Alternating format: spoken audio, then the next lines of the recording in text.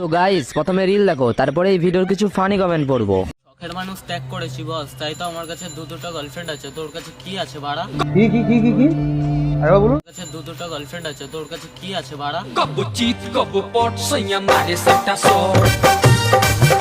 तो चलिए शुरू करते हैं। আমার কাছে কন্ডম আছে যেন তোর মতো আর জন্ম না নিতে পারে মানা। क्या बोला तूने?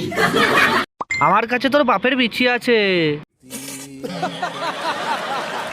বাপে চড়াই ছাগল, ছেলে মাগির পিছনে পাগল। এইটা আমরা জানতাম।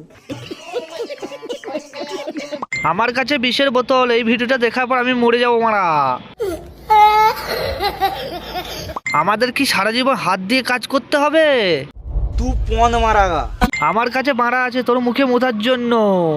টিচারটা কিন্তু ভালো করলা না।